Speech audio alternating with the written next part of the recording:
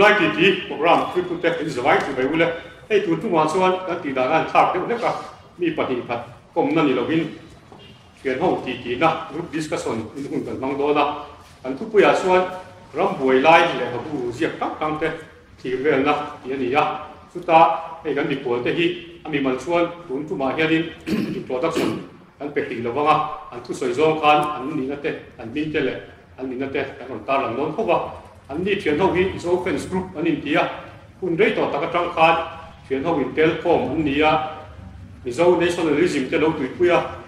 abu ho lo ti to thin te an ni ya in sa ni so pasari nei to ko khan ju in so pa hi akanin union minister ka ti la ya rasat singai zo local te po ka wana pa ho ko ka hian b fest te ko nan lo mo ko chu tiang chon ma ni tuituya ei Mizoram nationalism chungchangte Rambuai chungchangte ei tuian ni wangin tu na hian kan han so ma ni ya akan pa mi thiam mo ti lai chungcha ke mi subject a thiam bi ani chuang khelo ni ti kan soi du ni ama sabera chuan he Rambuai chungchang lehkhabu hi chuak tam ve to bi win kan pia ku tai te a ku si Lalnunchanga han zo ma sai la ei ani Mizoram Academy of Letters ta te koi tu ni boka lehkhabu ti an ding an thamang chi hi ei ang chi ge mom eng za chi ge mom to le Mizoram tong te sap tong te hi ka bi thim ma sa te lehkhabu e khovelin lehkhabu tia apo pom chin hi ai nang chia lowa e keini e Mizoram Academy of Letters hi chuanin phek som duk chin hi e lehkhabu kan pom mani ta ma se te dan chen phada chon phek som na te po hi lehkhabu tia an pom ania e hemia hian Rambuai le akai noi Mizoram tong chok to hi hetia kan han chiar be puata kan han se thei to china chuanin za chuang chu chuak to chi chu Mizoram to nia sap tong hianin som ni chuang vel thi chuak to in kan thre boka ma se tong dang hi vai tong le tong dang hian enge chuak kan ti soi fak tu ri chu kan shelo ni an lo mo me a do le chu zo big nei to loin chu tu na kan soi kan du za som ni bor vel sia tu rom to a hey thalai ta hian chu ti za to chu tang kai na mem Rambuai literature hebi thlurbing abu ziah kho hi Mizoram nationalism so tharna te na tang kai kin research scholar ta ko tang kai tem ti la ya kha ei tu po han men sa mu la nge nge dan ti lai kha kin kin tem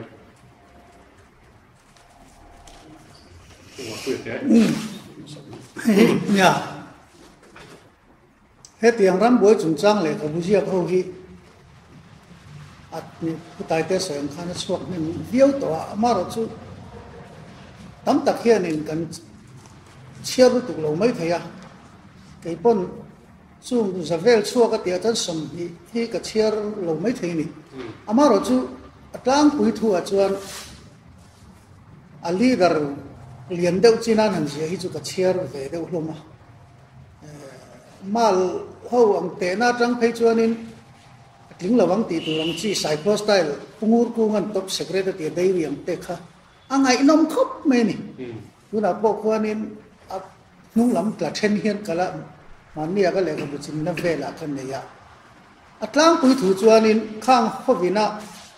aron lan tir Tunlai picture chiang da waron lan tir chu khati hun laya anin pek na lo ro pu zia le anti tak tak zia le nam movement lo pin zia kha apui khop yen ka ria chia o lang chiang kop maya hey captain la thana le khabu hi a chuak limba ka lockdown te ne ka la chiar lawa mania min pi hang ka le chawa ka la chiar man lawa maro chu tv la man kom nei pu van le Lalnunchanga fa nai ten zonet le pu van lps ten an kom nei ka ngai that chuak ve ka kan chum poin kan ngai thani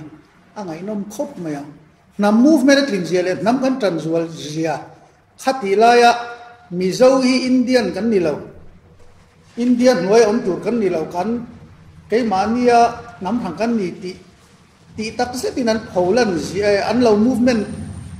an lo lak serious zia nam an lo transual zia kha chiam vin ka khia hey an leader tak tak te ho hi pulal de hi chu chan chin soi ngai lang kan khe de vek hai pu bowal ram ateng te po bi kom masa ania puthang moi ar thang moi te bi kom masa ania buổi rang thì bây giờ ACS đi tới này ziaktute'n anh em cả sân phụ giám môi tên cái bộ Indian Army Emergency Commission tính rục nia tinga MNF la hello mà sẽ là movement anh này trong điều đó khang cả sân thế umal som call nia thế bộ Indian Army Commission tính to anh nia khát tiền chi hậu lệ khát thiam khan anh bộ em mày à Mizoram thằng à Chungchang lar ber he tunat lar taber ila khát ila leader chu ni phalawa khang thế bộ a chan chin ka lo khiat dan chona ma hian a soi chu kala khelo na mi soi dan chon DM college in falan kan lai khan Gawati North East Pumpui Gawati University buai ve kala ni line Gawati University in Pumpui in ti siang na debate English a pakhat na te ni tina ma na chan chin a soi dan a chuan IAS ni tu mani khang song sa te khan an future thatak tak an kal san ni chu wang chu an lo ti tak mangai o ti kha alang le in ka ya suni ba ka chuan ni chhante nan soi ve sela da ba he po kan na soi ve soi ne kon lai a khan Rambuai lehkhabu chungchang khan tu tai te khan a soi tel lo nge an chiar tel nge tel lo ka se lo wa hemi novel Rambuai base hi tam tak oma mani me apo kan chian pa ti as khum chong khan zalen na zong tu za na zoram ti kha Rambuai base kha ngai no me me mai na zia ka khatiang chi kha kan chiar te le ti ka helo wa amaro chu khatiang lehkhabu po tam taka chua ka ni zalen na sual na chungchang nula le tangwali ma ngai na a khang le na lakko pa ngai nom te de mai a khang ka chuang nual le ti kan vel vel lo ka mi Varte ki soi ta ka so ti kan serial le kan ziakbi chungcho ke me bu englo ai kan IFS mo ke sila du ziak du na kong chuang pui te po ka ti la ke sto la ni tro na tiam si ka khalai khanin rol ve lok ka du na san hemi Rambuai chungchang an zian an chen nga velin chen thing ka ring ka sia kami Rambuai ya chuak zinga ro po khanin hun hi anin chen po kani acha chu adum pol ti pola lehkhabu le kami aziding dia ngai ulal de nga zui tuan ta te kami ta zia kha sang em ya ma chuan adang le chuanin chu pahni lo ni ta se adang le pathumna chuanin khati lai huna remna zonga po khan koi tu te thu ziak reverend zai ya ma ziakte Reverend HS Loyate, Reverend Lalnunchanga Writer, ziak kha chen thumna chen le thing ka sia chuan a chen lina chuanin hemi hei Rambuai chuak ni si lo ziak tu sang hi rom be antinan Dr. JB Professor JB hunate hei Dr. OPT jiang chi da po unta se chuan chumi ba ka jung chu na china pule na soi kami novel be chana I kami Rambuai be chana khatiang thon thuan siam vel khatiang khani na chen thei din ka sia lo ma beng Varte le mai chu lai chu lai soi ka so ni kan soi bel ve so kan ka kan thian te nan soi na beng Varte le ku tai te soi le ka bu ho sang ka pu tri pi na ron soi na nen kha na kai ko te ka sia mi Rambuai be sa le ka bu sia kha Tunlai le buchuak Rambuai literature Laltanpuia Advocate ziah aron chen sang na sa de I chen sang ti aron lakop na sa Rambuai literature sim antinan Rambuai late Rambuai thon thu te a fiction te khatiang khan aron chen changa Rambuai literature han chiang de na sia kam ta churin I lom ni lian de chu uti pi siam khan a chung om nge I MNA Mizoram National Army changai avanga kudeng azui tuan tingte ziah le he tilaya adum pol in chhante thu ziah kha I thil tam tak in anglo na omani amma ro chu eta hianin chinai so na I changthar research tan te changkai ngam ti ai chu ke chuan heng lehkhabu zong MNA alo chang to te le I kami in rem na ma lo chuak te thu ziak song ka changkai ka te fe kani antinanin I captain elron ne na thu ziak te pusiza ma thu ziak te chu ei han thiar hianin atom na tur hriat thei deuh ang thian timiang ram noi chan chin le kating an ram mut na chan chin pasal chan se suen ting khan an deuh top ta amara chu he tilai adum polam pangin an ron zia I chuanin I thon thu ai ma in historical facts sang deuhin thì update nen notification nen an ron da thini ta chunin thang thar te ta chunin Rambuai literature sim sim hi kan literature ti house tu mai ni lavin kan nam movement ro pui tu khi thang thar hian kan thei hi a thiang lawa hi nam movement ti lo mai hi movement ro pui hi om si chung lo mizo history a hian chu wangin tu na ke ma ka lo ngai dan ve chuanin Mizoram tanga ziak kan chief minister sam tang ziakte puke au ziakte pu wal sang ziakte ziakte sang ka en chang hianin mani sentiment ringota ziak zo thak thak hi an tamani chuai chuaring kan chang tar te hianin share vek ro se khang zong song po kha tunlai le bu chu ka pu arzamoi zia zo fa te jin kong enge zalena me mit turani lo ti le Rambuai literature sila pui fam cheu ziak hi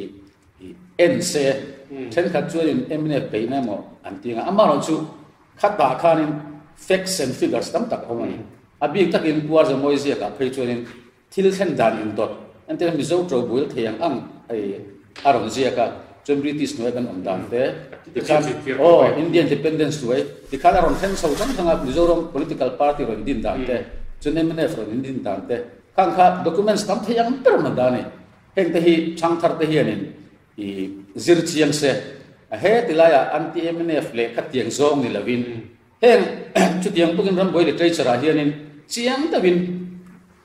article le chanchin bu sang le lehkhabu sang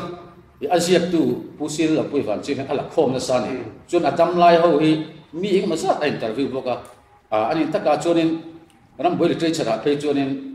kok tu kan ti te khleng pon chanchin ron sia kani chakma chanchin khleng pon emne movement lai chakma chanchin khleng pon khatiang khan thil tam tak documents om tel sa kha aron chipta ni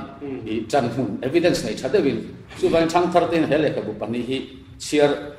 uluk se o research be tam pe chuanin atram kai le sur karenga aba lehkhabu dang song song khan wa sotun nen lavin apoi mo le sur ka tia tin kata kumwan puya ron sei hemi thil chungchanga kat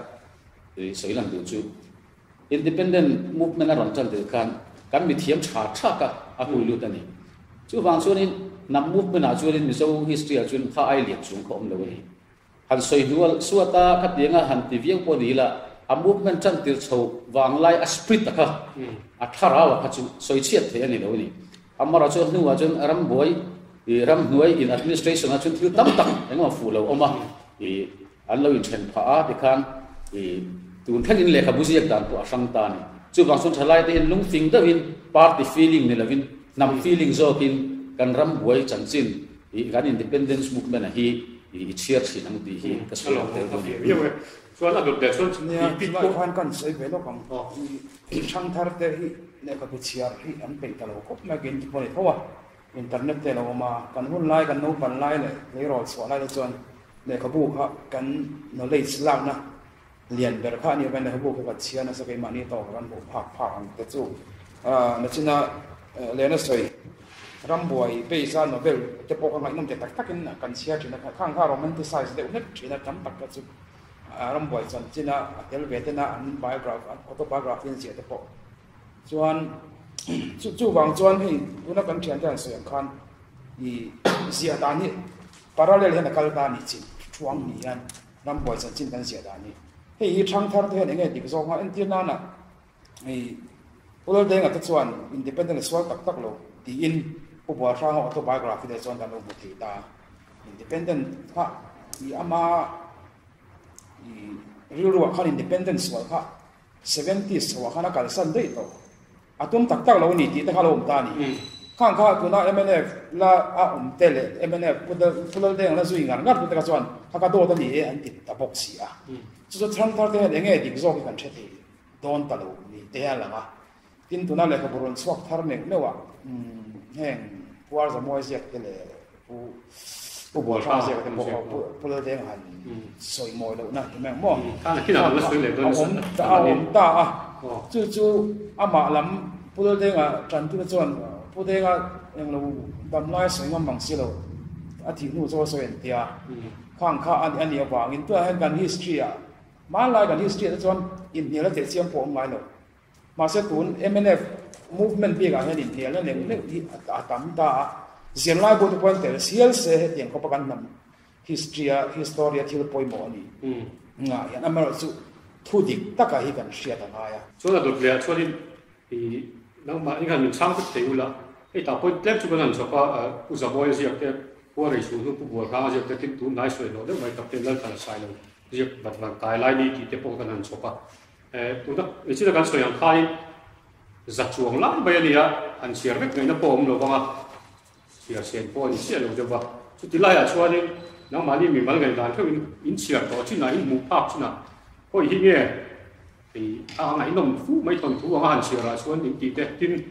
cái xỉa đó cho nên quality fra lehkhabu hi alu le mai tiam si tiran ka create for lo chot puar za moen sa hi le pasaria book of the year adon na zo pate jing tonga zale na mai tu re lo ti te book of the year hian te ani ta ka tiang ka ani ya chu ti lai chot nang mani chiar phak thewa khan khoi hi nge ngai no min ti lai te khan toi te mi hrim thok tem tu fi te chiar chi na nge han ngai no ma de te tin ni sia ki lu ma nge tiang chi ne toi te Rambuai chungchang ziah na lehkhabu ka ngai hlua ta ban phak ang tot to hi chu leya chiar je tum hi kani vein ria sanga zakua som ko panga le sang hi pan inkara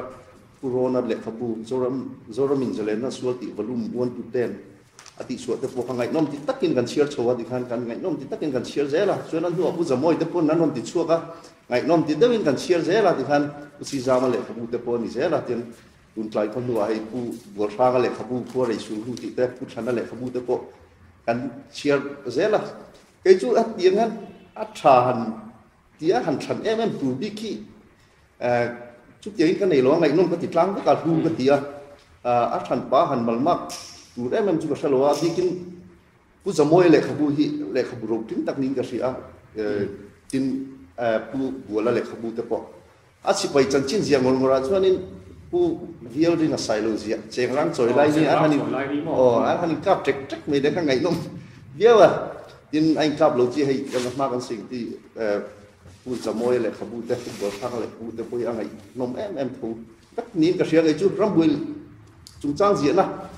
ang chi pu je vi hunan zol khu pisen mei chan ni ti a ziah de kha ngai nom hi ka ti em khang de kha documentary de kha hai chok tha khu ta Assam Assembly House atangin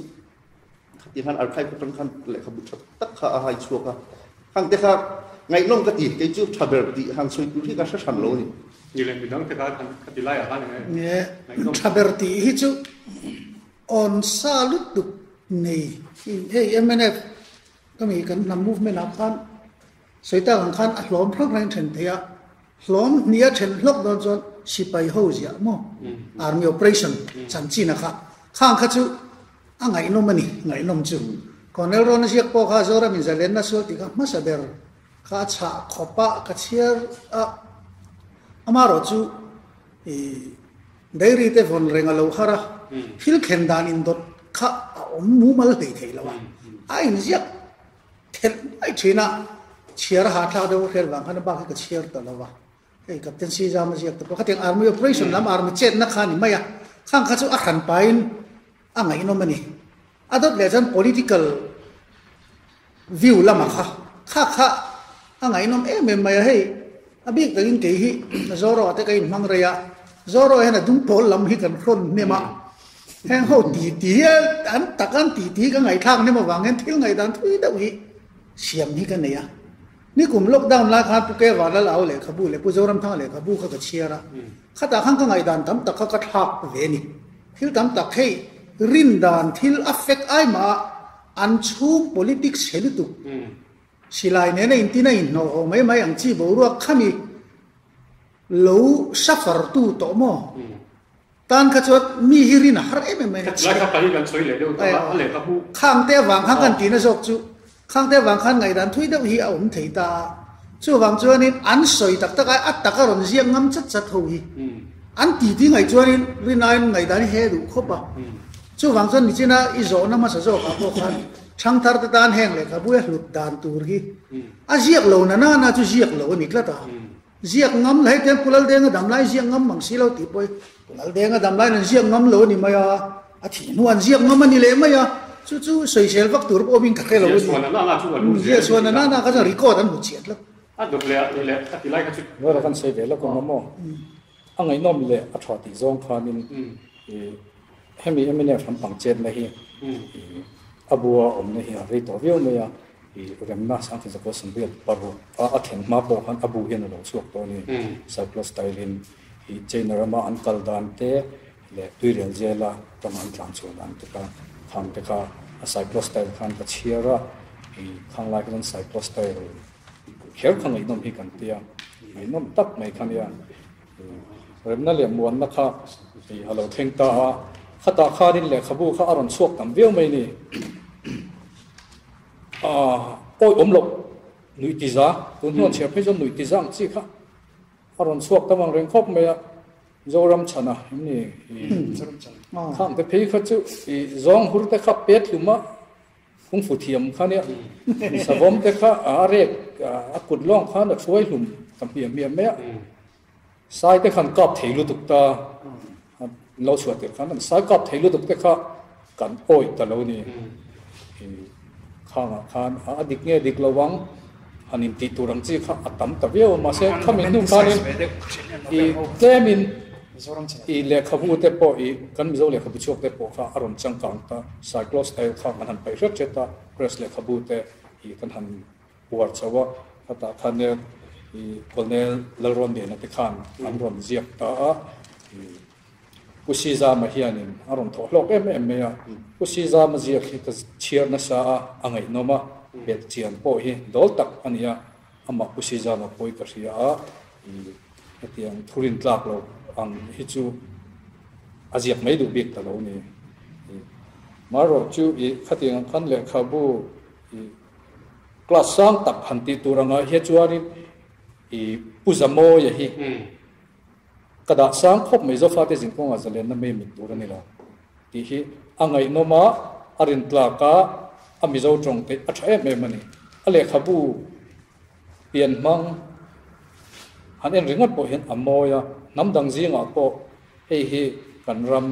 history ne na in kai roi na chun mi ziak na ni te acha o moi bok se a mel ringot po hi aza omani tun na ya pu bol rang le khabu teron chuak le heng te hi a tha khop mai ma se heng te hi chunia hot bound hin siam em ka hlo abu pian manga hi chuanin uzamo ya hemi enge ahmel lan dan ringot a general impression anga te chuani uzamo ya hi atluk zo ta lo ni midang in lo holo se uzamo ya hi hemi lama chuanin a ber ka tia maro chu khata khanin ei kan thian pa sila lompuyan heng zong hian analyze le ta Rambuai literature atia khata khan mi pui thir dan tam tak kha aron tha khlok thei mai ni hei hi Rambuai literature hi kada sang em boka khang da book of the year nge tur kan nei ani lai khan book of the year kha ala talawa adot le sori isi kan soi hoi puwa ar ga moi ji pok kan soi le tai la bung som lu pa na mo kan adum po lo so la ti lai ve kan ji ka ei kan lo la ke ve lo chu pe po I adum po ti tong kam pim ma te po ka password so la in la na le ka pu ti mai hatta ka bian share tanga kunun mo ya pol ni adum pola ni ku de ga pol ku de ga u le la a ko ni la som lam ka apa asibing tiang chi te ka lo so na ni an soi de wa aji ka po kai e ti lai awm zia tak tin adum po ti a hian tun thleng tu lam sa deu an ning ne pon soi ka chi lo non awm so ga ke lo wa a ti lai bor ga adum po lo so la ne adum po lai te ka so bi gom lo du an soi le chin deu ko ta adum bol ming lo so nei pu ke thang phung so ram hun ven tu na mi so mi phua chua so nya pastor chona nin lar na hu buwa khan nam movement na soya khan khan nam chu tiang ke wa adum wan dum pol in leng khu tlat me ti lai kha heng adum pol anin ti do nai dum pol ming ala om lo veni ta chuan pu de ring lo pol an kal khan heng ho hi pu chona nin lar na a huwa ri lok buwa dum po wan dum pol in khu tlat ti ho khan ni me re wa dum pol an ni tia chuan in atram tu hi ni puthang phung aso sana akala cho pulal deng supporter strong zong ani ama kha ma se nu arei de wa ma kha dum pol la ma che tel vele se wa ma phua khan he hi chu khalai o he mi in lar na le thil thang hua hian na movement khan lo buai ve na sa le ti ka la kon lo tu wi yo to ki na mo ti ki la soi du dong kan la ne la ya kami kai ai de ro kan so chu ei Mizoram kan rin na sa ko ti la also kan ti re ne nam movement nam tui pui va ki ro pui ka ti ka te ka kan soi lo ki ba kan soi le du chen ka thian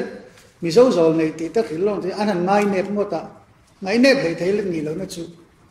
thil khil tu ze lang lo om hi an om tlat me ni Rambuai don lai vel po khan Mizoram mi li mau ka khola ya an lam pa khanin in kap te khan an om derani hei hi pathian tuna Christian kan rin pathian nu tang lo chua ka ni nge ni lo chu va soi the na khil tu rau hi chu nong ve ni ram lo ka la yen chu i helai chu da ni mo the ni big lo ma ra chu pathian Christian te pathian ani em ti chu thu khan ni se la khil tu guide tu hi chu nong a do le poi na choi hei zoram boi kha ram pung huak tak na movement ani kan kia amaro chu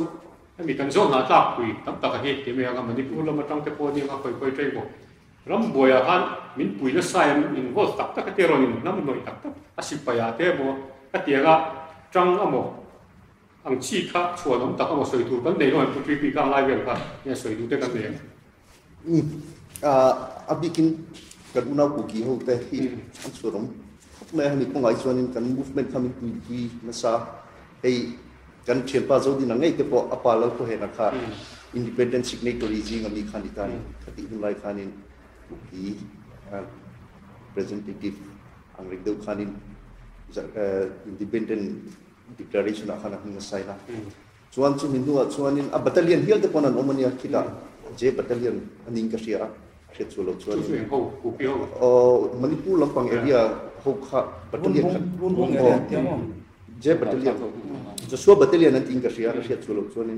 chuan hei khang zinga chuan in dem ko sik gang tia te po hian la re ma major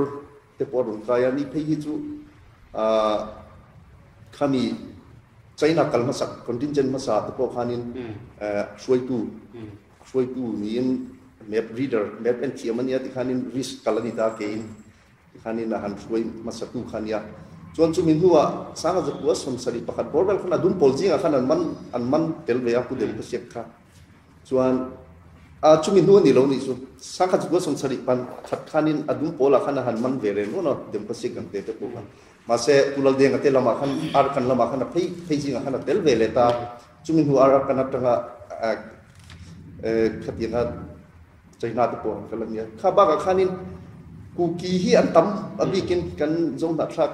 unau jinga chuan ku ki hi an thoro ka tin hulaya East Pakistan ani lai te Bangladesh ni to hu te point ka unau bom ku ki te ho kan ti buai bom te pang te khang ho kan ti buai ma kan zu bela kan zu ring to pani an mani heng khan kan zu komani tin hata ngani mar phulian ti lambela to kan movement te pon pi ti pura lama te po kha ti lai kha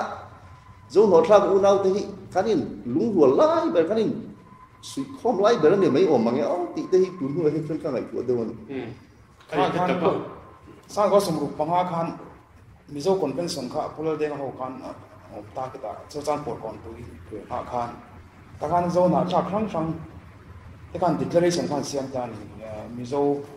ta han greater Mizoram po kha pui to ta kha greater Mizoram he ta Mizoram lo chin ram jong jong kha independent pulal de independence wala khan tel vek ta ha ta khi lampang ko chak lam bo nau te Manipur po khan eng chen chiang nge ka kan lo chin jong jong kha greater Mizoram ina azu ko ta kha ni ta khalai tak ma ya kha aku ki ho kha ni rebellious version rim mai India po ka ti British po lo do ve nga kha nya ni pe so independent do lu tu mai ni kha an phur ma ya pol de na greater Mizoram zo puang zo na tha zong zong in zong kho ma ro la pakhat mo kha mi te ani awang khan khudra bon na sa takin an support ta amaro che dia state ate kan dire ta an ma ni kolai baru na ta pone chu an ma ni phatsan ang Titi te uzonga Mizoram state ate kan lungoi tu na kan ramzim te akan lungoi India kan lu le sian hi alung te po oil lo phian zo mo acha chuan support na sa to independent stream sure kan support ta greater Mizoram and support boka so na sa takin big takin ko kile maru na te an tholo an tholo bang rem khop lai an ni ki ni pule na tong ka don chung le o kalai khan ya so hnahthlak han tia khan khumi za puitlang dung lam ku state pon an dangin han soi lan kharin ka sia zam puitlang a po kwan ram hnuaya chuak ve kha engemaw za tan ko ma tin sa zo ko sabluk pasari khan khumi beliang chi bulwang mun khua sipai kem te po kha zuka kapten lal sana ho khan lehkhabu appoina ziak din ka sia an zuka te po kha nia kulai tlang dum khuan an tuar na saviang ringa tuar po tin khang lai khan zo fa te in sing khom le ti a greater Mizoram te po kha hi china kan thiam pa zo din na soyang khan lo na ta lo be sei ve tu te kha an nia maro chu kan du thu samang diak ka kha riam na kha na ro ni ta lo dewa en polisela za puitanga zo fa te khuan khat zalena sual na beina kha an lo support mai ni loina sa takin lo tuar ve dum na hial ten chan te por no martin tu thlen martar thlat te po ala oma a chu ma chu rem cha kan ta lo su shi ni ti lai thoi te soi du kan lo men to speaker puzo ni na se hakan tu di ka nga sang has go som lu panga mizo convention kon pui chungchang puram ni greater Mizoram declaration nei ka kami tu pui ngai che kan sang has go som ni ka ka lakhi pu kan ti pu mar pole asam su cha pi ro ba kon mizo yu yang khan kami declaration kan nei pa ni ta chuanin ka se so lo chuanin pu is go chu ba te pu si pa ri te ho te ka at top ri da khaba ni ko sia ka atidai Assam le Manipur i marle ku pi re kan achi te be meni i abik takin ki dai mar khopui gan ti sen kan vel bor pe achuanin mei te school han lu tu lawa mizo school la chung kan lu tu lawa te a tikhain administration kha an kalpui the lo ni mei te noya khan zela ten tanga ta ko chung chon nge ya mizo cho lo chuka i du lo tin yang khan boinan satak awmani ta chuan ka tira chief minister itai ka pb singkan i athem ta ka tila ya ma so tu ta ka in non nai to pula regional council lalpa regional council kan pe ang chuti na tim ta kan i ma so tu ta kan alai tu ta mizo union na ai so lam pang chu to ta kan an ni mizo sarkar kan tin do na ti in milong ha ru an tu ta amar so in ka movement ka greater Mizoram ka an kalsan ta sia mizo union khan ta chuanin emne movement ron chuale khanin abik takin kan state pona kan unau tam tak kha an bual phat ve phani ama lo pui to no tu suku le si kha ama chu mak tak mai emne movement khan independence movement khan aron kai harlea ta chuanin puzo dina soyan khanin sa ka ko somriat paru jun som tu maro khan state pon kan unau tam tak Mizoram ram chung tu ra ngai si te ta si lo te kha an tu hial an dil ru na ra chuin in phasan ni ti hialin i juni som ti ni som tum hi tun thang hian la soi chen te kha khala khat soi le lok ka du chu helai hen kan soya MNF pulal de ka te ho an phatsan le se ti he pulal de ho le ron sai tu kan pu de ta ti lo ka ti tat nei ni aram pung khan kan ko to lo aram dan lai ka tôi thấy là khi là gần xuôi ra cái này chú cái tí sao chú pulal de ngate ka ba pu tu ran ni lo chú lai so ka chu nia khala ka subject o rem na kan du tu ka kan a spirit ta kha an ni ta sa do to zo na nor to khala hang kan soi tum tak zo ka chuan khala kan lal de ngate kan ya sai tu nia pu chu ni ma ya ram pum khan pu de ngate khanin heng tel lon kan sai lawang ti se kan dem mi pui Mizoram mi pui kan bitrai ram na sai lai kan tôi thấy là khi là subject bảo tay cầm thì lẽ tại cái cái mình meron som để lúc là ngồi đây tổ có cái chân cái kia ผู้ซีเราผู้มาตรามโดกอลเละMNF ก็อินซอมของข้านั้นสวยถือนะเช่นนั้นนี่เราวันที่บอกว่าก็ตีไล่ก็ตัวเต็งผมเป็นมินเป็นเต็มอีเรียกซอมตั้งอินเป็นเรียกตายกันอินซอมนั่นนี่เหรอตีมอที่อินซอมเราด่านไล่กันอีกเราที่ตรามที่ผู้ซีเราคู่มาขนาดเวียมตัวมองMizoramมาตรามชิงตามเตะข้างข้าเราเห็นด่านตัวข้าทันชูตะคุมสุดที่จัดดันนะเราแข่งกันทันตีข้านี่กุมสังกัดก็สมว่าปักว่าเราแข่งโดนตีข้าอันเรื่องแต่ขันสังกัดก็สมว่าปักขัดจุลายนี่สมนี่ปักขัดข้านี่พิสิกาสิกุลาสมผู้ซีเราคู่มาเกี่ยวช่วยข้านี่ขมิจามเวหาข้านี่โคมาจุมีตัวโคมติดจูลัลโมยาMLA PS ดารกเวทีด็อกเตอร์ปาชูงาดอกการมีหัวสาหินโรเซมามิสันเวน HQ มา MDC ฟิลิปปาคนปุ่นดาร์เจ้าหัวสินอดกลับจงหัวยากอดเมมเบอร์เรเวเรนเลียงขายขมิ้นมิ่งกันสวยนะฉันจูข้างคุณลายมิโซรามานี่นับปอยหมดเจ็ดมิลลาร์เชียวอย่างเงี้ยมิโซอินอันเอ็นเชียวข้างเขาค่ะอันเขาคงตาขมีอาคารมิโซรัมช่วยตัวเลยมีปอยหมดขัดอย่างนั้นเขาคงถูกค่ะอันนี้ขมีอันนั้นเขาคงอาคารนี้นี่นัดตักขจุอันนี้วัวช่วงเรานี่บริษัทขัดที่ไล่บริษัทตรงนี้บังกัตตลีที่มั่งกัตตะกี้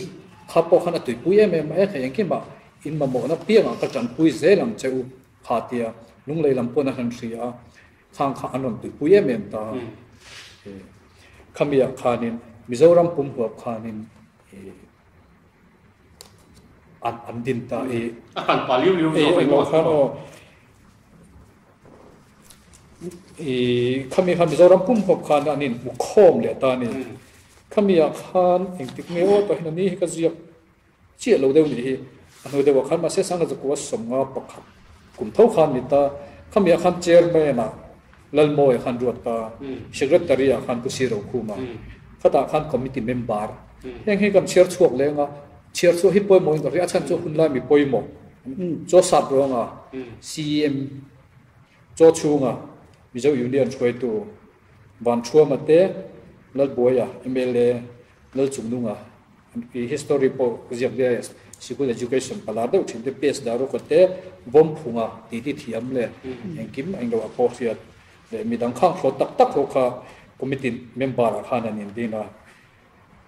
ข้าจำดูพอล The Anti-Famine Campaign Organization ที่ขันิตามาข้าอันจัดจันข้าแล้วนี่อันเถียงโต๊ะขันว่าเราจูขัดเถียงขันมาลำบากเสียจำเราทั้งตัวข้าเหตุอาสัมอย่างเงี้ยมินิสเตอร์ฟู้ดลำปังเลยขัดเถียงลำปังก็มีเทียมเราก็จะบอกว่าอันหันสวยปุยเสียจัวปัวงาจุดตีขัดตีอันที่ขันคำมีอันชัมมินิสเตอร์เราก็ขานินจุดเตียงปุยทุนตุนไล่awmteตัวเราเมาปอมตัวเราเมาทองสูอินเราจับจะเท่านี้เป็นที่ต่อเป็นกันจันปุยอย่างเจ้าการที่อาสัมที่เขามีลำปังคำมีหนึ่งเราตัวกันเอ็งมันเลยสักแต่เราเนี่ยจามข้าขัดตาขันอารมณ์เข่งตาขมีอาคารสังก็ส่งว่าปริยัติเสียสามไอ้อาเสียกลุ่มมันเที่ยมีข้างขลุ่ยเข่งสังก็ส่งว่าปกัวขานิน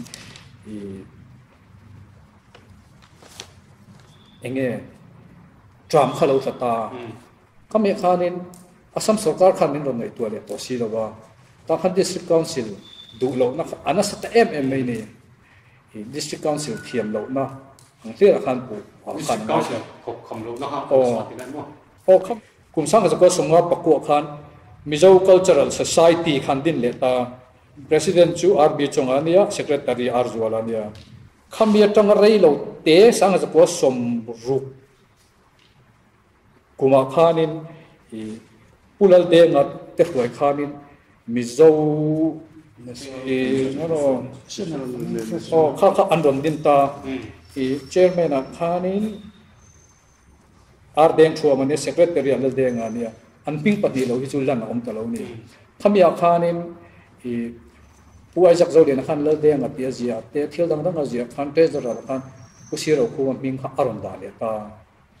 ผู้ชีเราคู่มาเห็นนี่นะที่พวกก็คมจิตตัวเองมาให้มีที่ไหนเห็นเตลเวนะก็ไม่รู้เป็นนิทรามที่นั่นเองขันเองมาเตลน่ะอินทำหอยน่ะอันเอเรา thì khăn là soi khăm bị khá thì sang rồi qua sầm được về đó anh din khá sang rồi qua sầm được bậc khát eminent phẳng khăn thì khăn anh rồi chẳng lệ ta anh này các khăm bị này khăn zoom đã anh này rồi đúng là bậc khát lệ anh chỉ lúc kia là mình chỉ thấy sợi thuốc bằng khăn cooler đen à thế thì với nó cần chip mixer cái cái phần niang à Rambuai anh online các anh rồi sửa in CMT rồi nhiều cái hậu tu theo lần lần này màมีปุ้ยนักการเรียกหลงเดี๋ยวว่าเขาให้เวลาการเลี้ยงบุตรชอบก็มีอย่างที่ผู้สมัยที่เป็นหลงเจียก้าผู้บัวร่างที่หลงเจียก้ายิ่งตัวไหนอะไรก็บุญรักกับเตว่าอะไรทางสายหลงเจียก้าเตพวกอันนี้ชวนดาก้าเตคุณตาเราก็ปฏิญาณเตนสุกินทนเสียผู้สมัยเจียก้าพวกการลุงเลยเกษรีอันหันลาหน่วยงานไล่อันทีมเตนนั้นผู้เดียกที่หันลาแต่ที่ไล่สิไปเตนชมโดนนั่นชนมุ่งตัวเธอมุ่งกันเจ้าหญิงบุตรเจียเตียงชีเต为啥那么ปั๊มเดียวอ่ะสวยนะเท่หมดจริงๆครั้งลิงเหลาเดียวอ่ะเปลี่ยนแล้วที่ผู้บวชข้าจะพ้นติดท้องว่าข้าอิสปากีสถานสหรัฐโดนจะพ้นผู้เดียวจนเล่าอยู่เดียวเท่อย่างข้านี่สวยเนี่ยไม่กี่อย่างต้องมวยเหลาเสร็จแล้วอินเชียร์เท่ข้าอัดอมนู่นเลยอัดดุ้งโพลันนี่วางพิมพ์ว่าผู้เดียวอ่ะเท่บอกว่าจะการชีวิตสักเท่บอกอันสวยเช็ดตาอันนี้เนี่ยผู้ดิอันนี้เท่าเหมือนที่ไล่เวลาก็อินเชียร์ตัวนั้นก็ก็ไม่มีประเทศเขาเหมือนสองปีปอมช่วงเราวินปฏิไลบัวเวลครับตรงนี้ผู้หมวดผู้เทมีไล่จุงจ้างที่นี้ตัวยอมครบไหมอ่ะผู้เล่นเรื่องให้ independence ส่วนรีเราตีเดียวมาเช่นเพลชวนอดูเราจุงรูกาโปกาดูเราว่าลุงเลยเตโปไอ้เจ้าเตโปฉุยปุ้ยแหละตู้มาตีเตผู้บริหารเสียกับพวกสิกนัลจุดชาเสียไอ้เจ้าเรื่องนี้กอลโฮกลางชูบินบอกเราเสียลุงเลยอ่ะตัวสไลด์สิกนัลขันชูทูกันว่าแข่งเลี้ยงกันชูลังกันตีนี่สุดยังเขาบอกผู้เล่นได้ไงดูเราจุนหูนี่นี่ตียงเดียวขันเอามาเราจูเวลาเห็นขลายเขาจูไงด้านนี้กันเลยถกเดียวไปกินกับเสียผู้เล่นได้ไงที่อฟิงอ่ะนี่ประเทศรวดตะกันนี่นั่นลายเดียวพอเห็นมันมิโซเนชั่นแนลิซึมกันตีตักรอนเชมาตู้เช่นขัดชวนินอัตุตู้เฮียนติตาอัตุตู้ว่ามันกันปูพัลโลนี่บนเชมาตู้เลยอัฟวุ้งตู้ที่จูเนี่ยมาข้ามีคริ่งคอนวินเซ็ตไม่ทุสอยเทียมเซ็ตไม่ข้าเนี่ยอันน้อยทุสอยเทียมตั้งตักผู้มาสมกองนี่แต่เขาข้างแคมเปญมิโซรัมดุงเลวางอันตีขันแล้วเด้งข้าเราปูครบไหมอ่ะมิโซเนชั่นแนลิซึมที่ชวกตู้กันปูพัลโลเชมาตู้จูนี่ข้างเละขเทียมซงข้าอัดไว้เหลี่ยมฟิกไหมนี่เช่นข้าตีไล่ข้านอันสวยดานี่รินกลับแต่เรื่องเรารีคอร์ดตรงเราว่าสร้างสุขสมบูรณ์ปรุกขันวอลันเทียร์สิงทุ่มจวงอันนั้นเตียนี่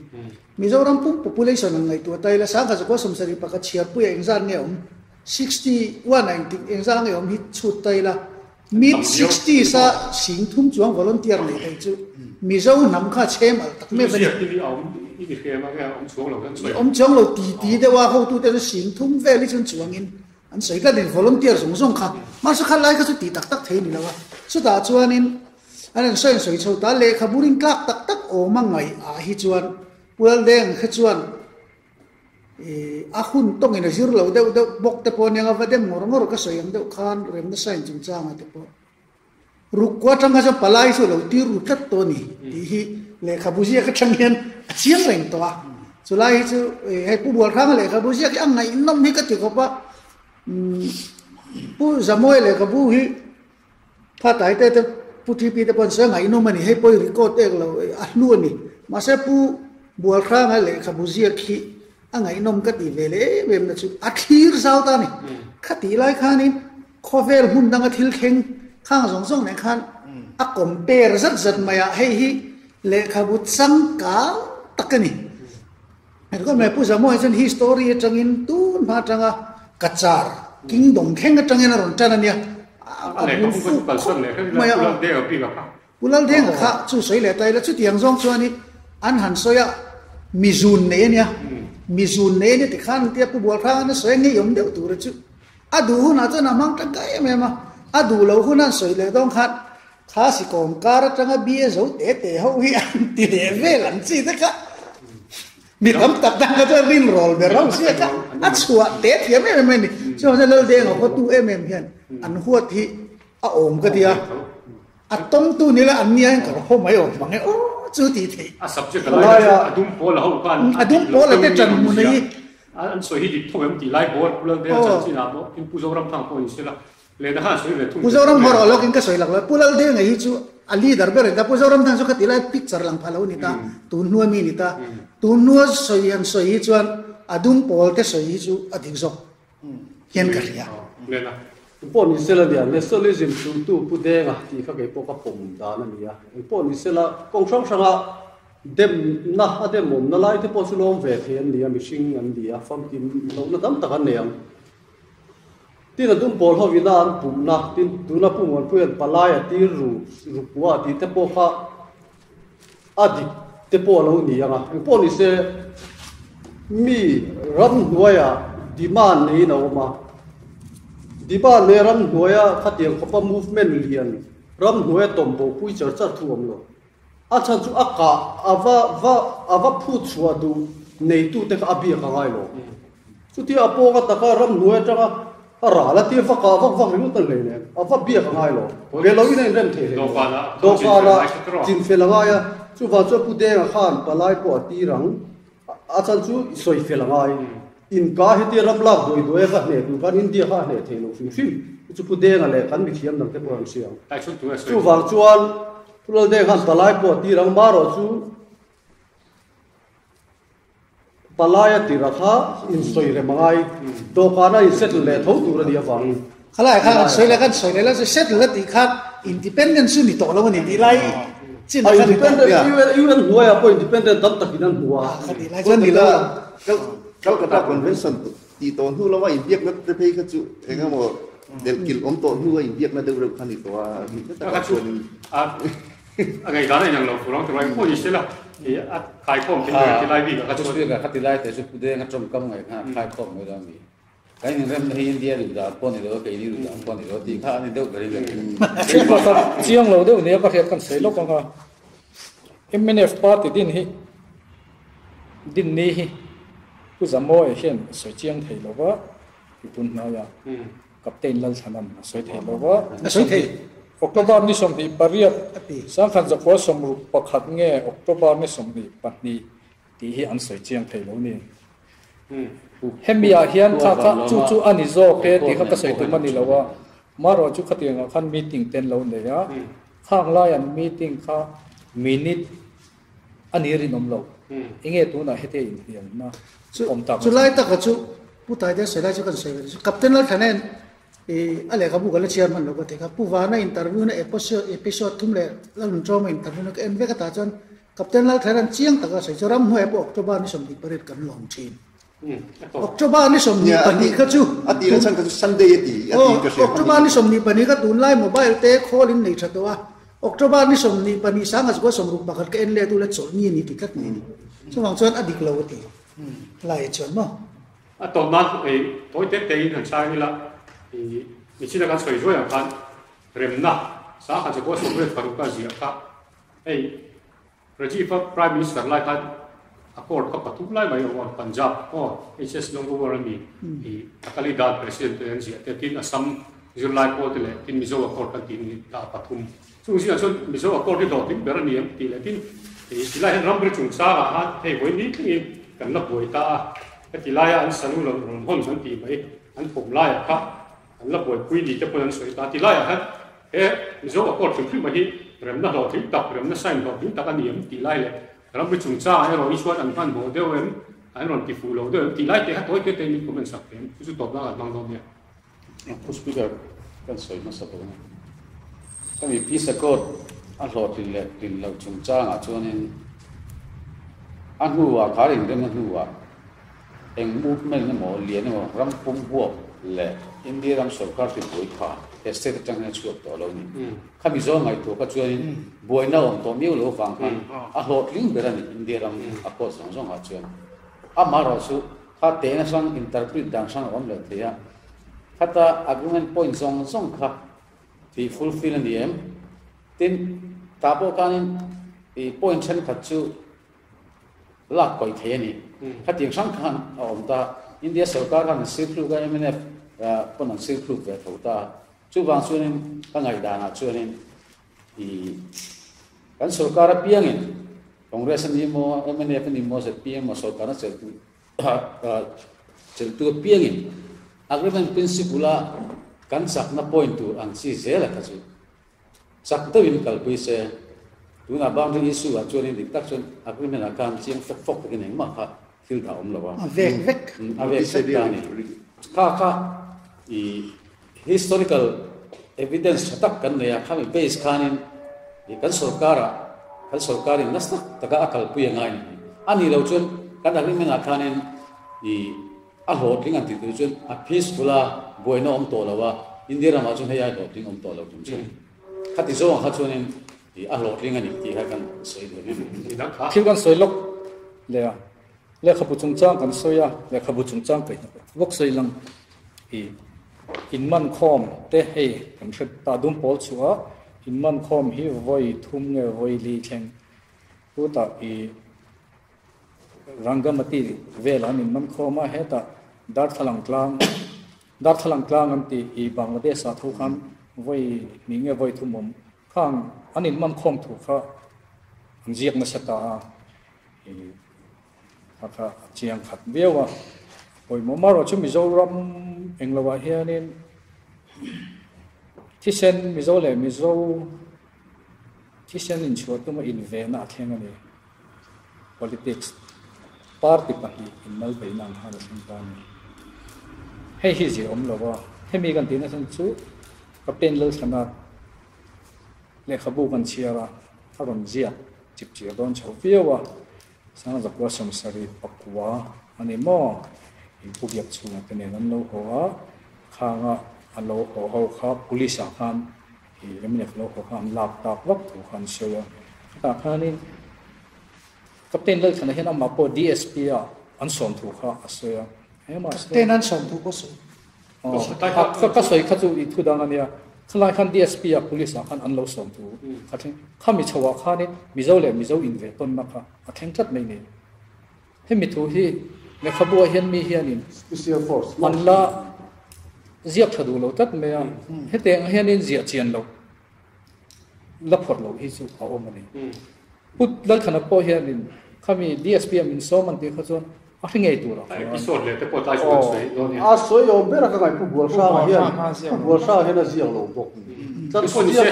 oi kan te kami agreement lai ka wa lo kami tu subject ki kan te du le episode ta mo te kan ti le ni ba chu tu na ka soi ka agreement lai ka pusu mi thal sak lo ka de sang ha sakwa somle paru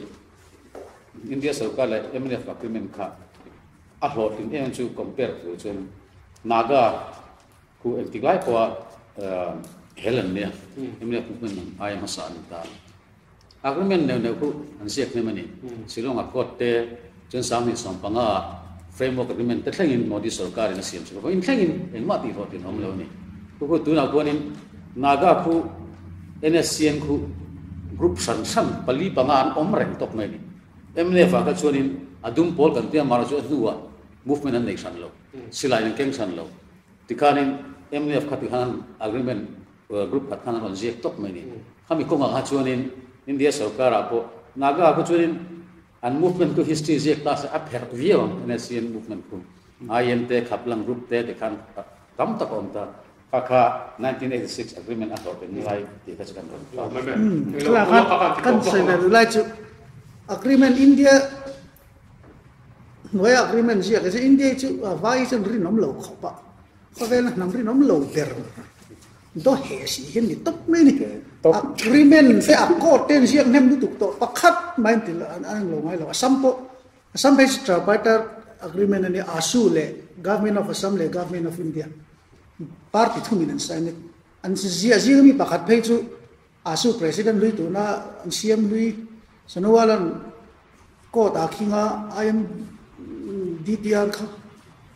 Supreme Court ta paile top chu diang kho pa thil thalo te kha an phum ru ni mizowi pathian zara kan van ne ya diktak chuan kan van ne ya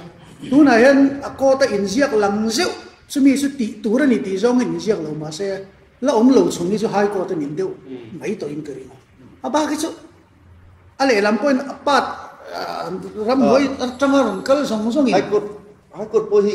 cái này nó tất cả chuyện cần case capacity thế cái này thì đó là kinh là kinh lâu đâu vàng cái bôi này để tin advantage là disadvantage mà cái advantage là tấm lô dốc ní cái gì Supreme High Court này cũng cần tin của nó chuẩn mà cái population thế này số vàng sang các cái technical anh ta Mizoram trang hian India in tỷ lệ những lâu tia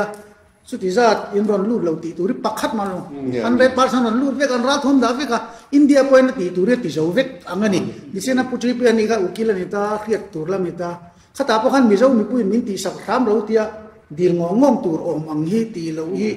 anh này vác lâu hiện là ngã cột lọt lính bờ pol anh này tỷ thế à thì cho nên cần xây đồ lại cho nên chỉ là assign chungchang lại lâu chungchang à khanin agreement cái bị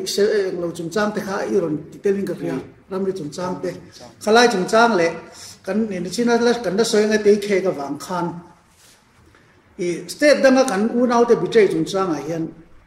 phát triển chungchang à hian assign tu pulal deng à tên ni mà pulal deng cho một pu lâu thế này là ba sang cần state khan buổi cần ning lu tuk to cái ni po high school cần kal về to kan khe ve kan ya sign zan bo ro khengin kan khria ha o nya chu kan ti zo ka chu alo ni ta ani ta chuanin khata khan lal pulal deng ate khanin atira kan tumo lom manipur ti zat lang tin kan sign lo mang ti se mi puin sign to kan no rang chu hang sang state chen awmte hian pulal deng a big khan ni lo ka tira chana dot le a chuan ako ta han chiang taka memorandum settlement an zia khan MNF foi tu te hian point he miram ri point an raise ati khengin an zia ke ni ama ro chu constitution article chu mizat mangin heram ri chu sin fel theinia an ti khan tok mai sela thatur ri line 1971 Northeast Area Reorganization men an ti som lekher kha chu kan weakness ani ta charchar khati lo khan article chumin mangin ram ri hi chu chin fel thei ni tia khan du tok mai sen chon a tok view mai khati last part mình cần mang to mình phát tác cái này episode đầu tiên tôi có soi đã cả thật sự soi rồi mà nhớ bom rồi chút thì like point chút à point bỏ like mình chút đến lâu thì tôi có tất cả mà rồi chút nó có soi hàng pan rồi lại cái chút chút thì point rồi mình sẽ phải chung mà mình cả mình bé lòng tu cần soi đi